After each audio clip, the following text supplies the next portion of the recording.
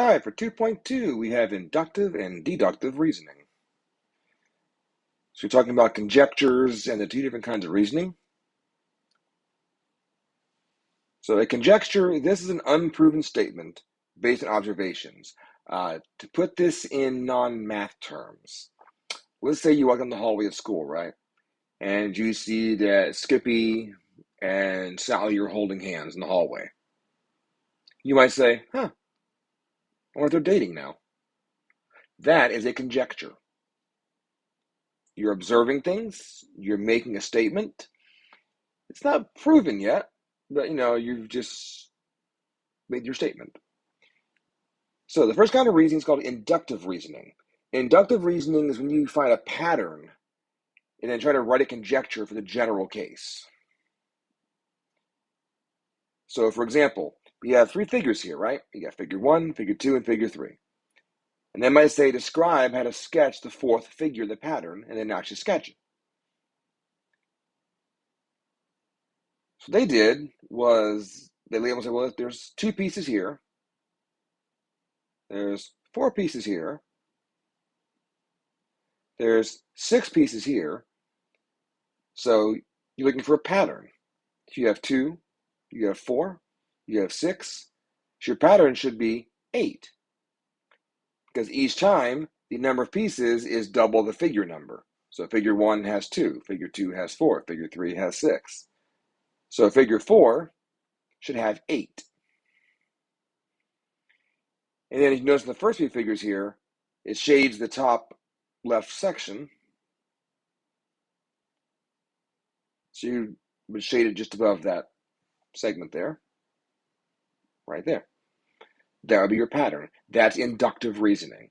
You found a pattern and then found the answer. All right, so here's 4 of you to try real quick here. Describe the pattern, then write or draw the next 2 numbers, letters, or figures. Let's go ahead and pause the video, do your answers, and come back. All right, so your pattern here, you're counting backwards in the alphabet, S, R, Q, P. So your next 2 letters would be O and N. So here, times it by 2, times it by 3, times it by 4. So times it by 5 would be 120. Times it by 6 would be 720. All right, so your pattern here, this one, each time it's going this direction, and it's uncoloring one more of the star's arms, legs. I'm not sure what to call that exactly. So your pattern would be draw your star, right? And then this one's colored in still, and this one's colored in still, because the next one to be blank will be that one. So those are all blank. So here we have 1 on top, 1 and then 2, 1, 2, and 3. So you'd have 1, 2, 3, 4, and then 1, 2, 3, 4, 5.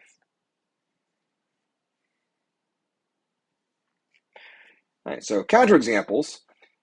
To show a conjecture is true, you got to show it's true for all the cases.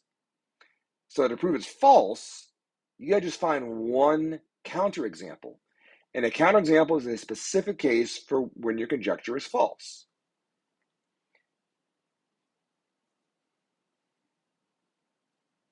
So a student makes this statement about the sum of 2 numbers.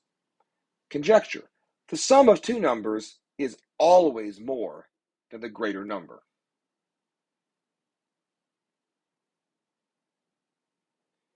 So we got to find a situation where the sum is actually less than the bigger number. Now it might sound kind of hard to do because you got 4 plus 7 is 11. That kind of proves it. 1 plus 20 is 21. That still keeps proving it.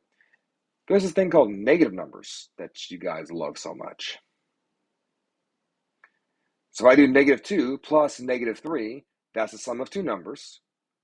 The larger number is negative 2.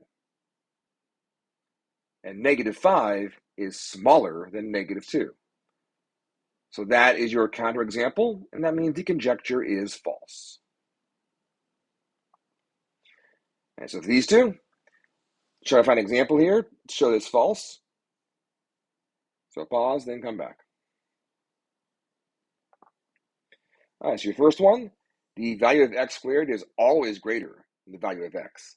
This is an easy one. There's a couple like right off the bat you can think of.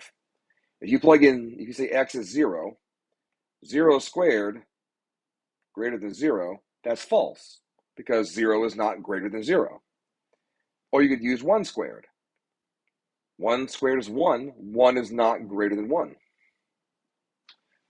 Okay, so an example here, I can say, well, if a is 2 and b is negative 3, 2 plus negative 3 is negative 1. 2 minus negative 3, however, is positive 5. Negative 1 is not greater than positive 5. All right, next kind of logic we get to use the reasoning is called deductive reasoning.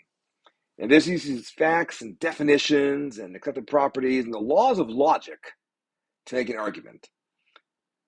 If you're a Sherlock Holmes fan, this is what Sherlock Holmes does, deductive reasoning. So this is different from inductive. That uses specific examples and patterns to make a conjecture. Ours is based off of facts and definitions and things like that. So there's two laws of logic here we're going to be talking about. The first type is called the law of detachment. That says if the hypothesis of a true statement is true, then the conclusion is also true. So that means when they tell you this statement is true, that means both parts are going to be true. And it's called the law of syllogism. Remember the transitive property from algebra? If A equals B and B equals C, then A equals C. Same idea here. You have your first statement says if P, then Q. And then if Q, then R. If those two statements are both true, you can then use transitive property and get if P, then R. But note that it has to have this Q here and there. So it has to end with Q, and then the next one has to begin with Q. And then you'd have P and R as a start and finish. If it doesn't have that set up, you can't use it. So, law of detachment here. If two segments have the same length, then they are congruent. We know that the length BC equals the length XY. So using the law of detachment, what statement can we make? Well, there's our if Q or P, then Q, and then our conclusion. So that means that BC equals XY makes the hypothesis true. And we know it's a true statement. This is a true statement. We know that already. So the hypothesis is true. The conclusion is also true, which means we can state segment BC is congruent to segment XY. Now, syllogism, we'll try to use that to write a new statement. And remember, you can't always use it. It'd be nice if you could, but you can't. So part A, we have two statements. If x squared is greater than 25, then x squared is greater than 20. If x is greater than 5, then x squared is greater than 25. Remember, you have to have it arranged in a way that has if P, then Q, if Q, then R. And you could take statements and like flip-flop them. Because right now we have, this would be P and this would be Q. Well, this doesn't match up. But those do. So if I just reverse my order, I'd have if P, then Q, if Q, then R. Those Q's match up. So I could say P to R.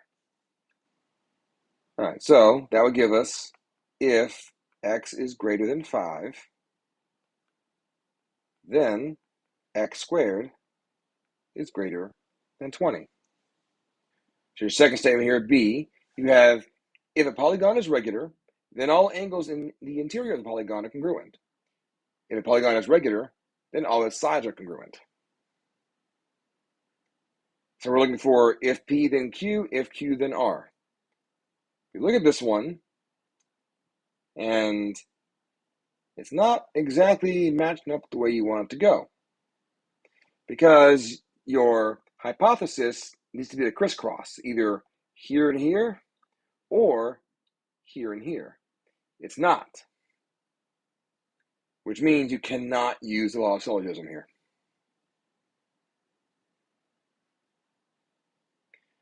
Okay, so now these two. We have to decide whether we're using inductive reasoning or deductive reasoning. So A, each time Monica kicks a ball up in the air, it returns to the ground. So your conjecture is the next time she kicks it up in the air, it will return to the ground. Statement B says all reptiles are cold-blooded. Parrots are not cold-blooded. Sue's pet parrot is not a reptile. So part A, you found a pattern, right? She kicked the ball in the air. It came to the ground. Pattern means inductive. Part B, you have a P and a Q. You have a not Q. You have a not P. That's logic. That is deductive reasoning, because you use laws of logic.